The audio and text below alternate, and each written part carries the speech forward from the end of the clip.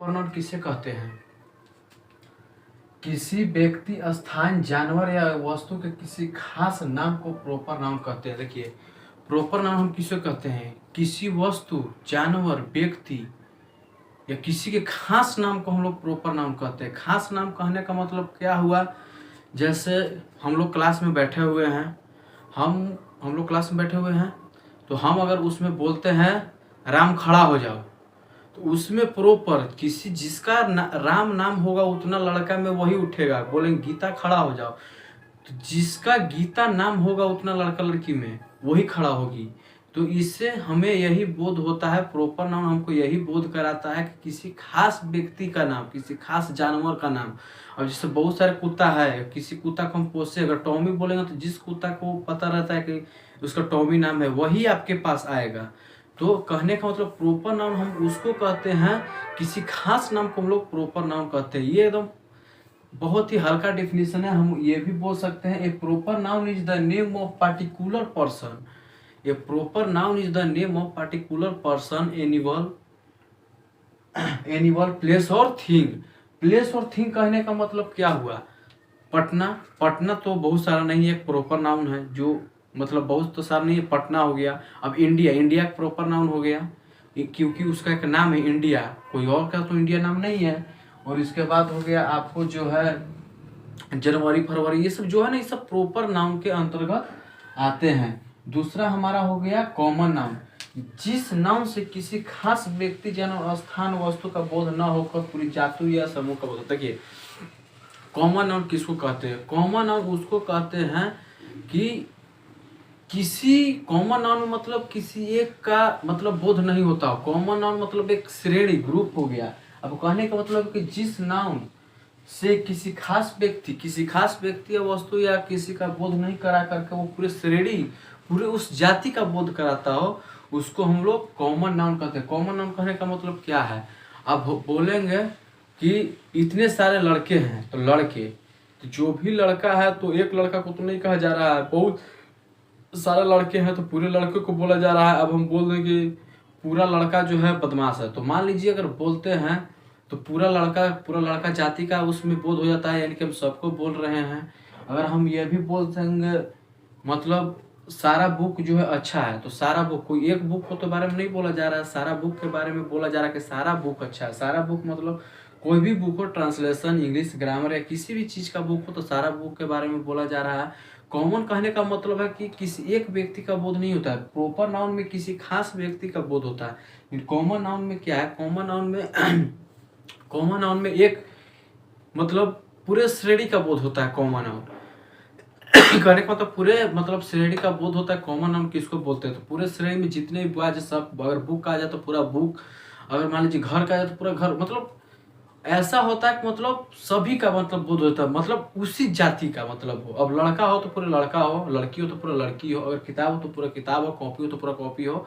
तो इसमें यही कहा गया है कि पूरे श्रेणी का बोध होता है। उसको ये भी बोल सकते हैं, common noun is the name of given a common every person, animal, thing, place और क्लास और काइंड।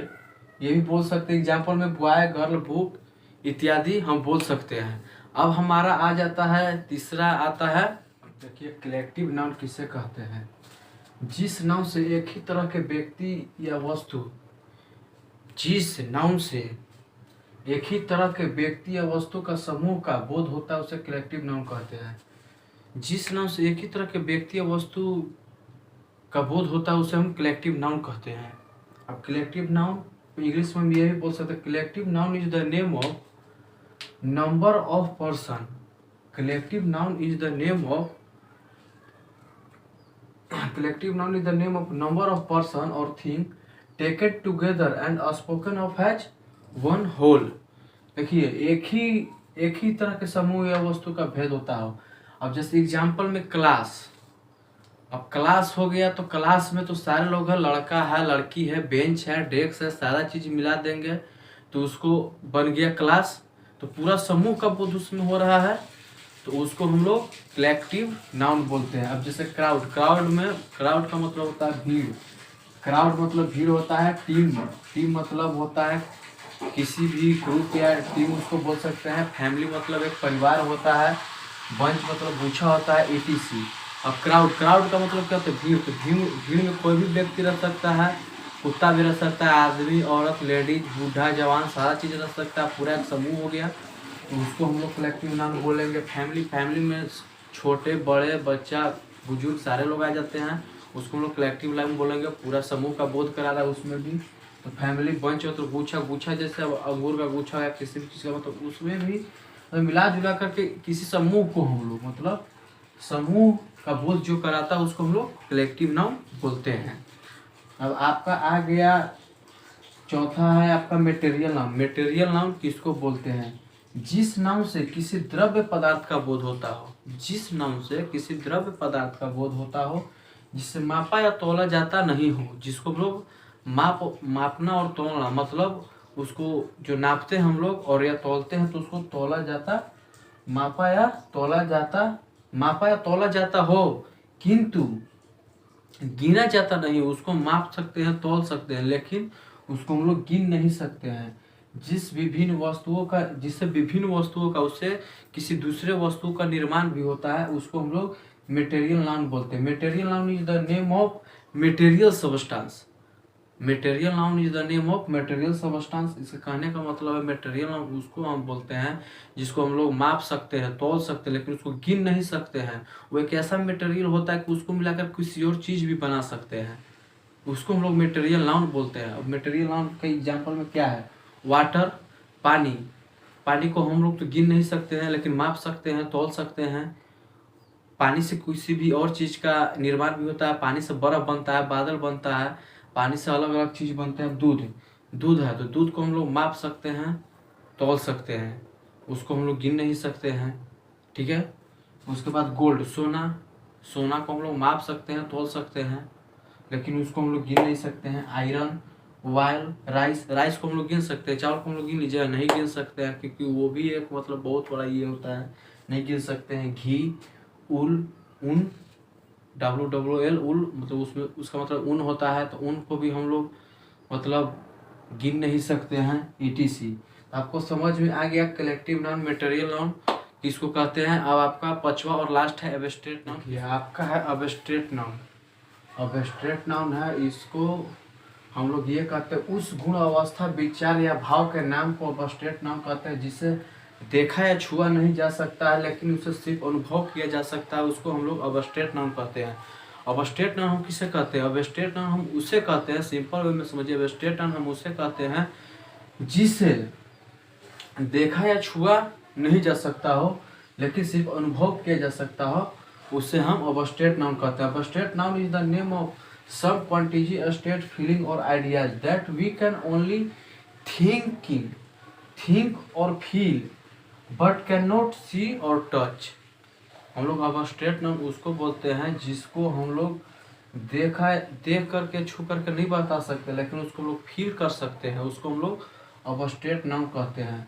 अब जैसे एग्जाम्पल में गुडनेस, अच्छाइयाँ, किसी के अच्छाई को हम लोग देख नहीं सकते हैं, छू नहीं सकते, लेकिन फील कर सकते कि वो जो व्यक्ति है बहुत ही अच्छा है, तो हम लोग फील कर सकते हैं। फूलनेस, मूर्खता, कोई आदमी मूर्ख है तो उसको हम देख रहे हैं मूर्ख है कि नहीं है, क्या है, लेकिन फील कर रहे हैं तो वो आदमी मूर्ख है।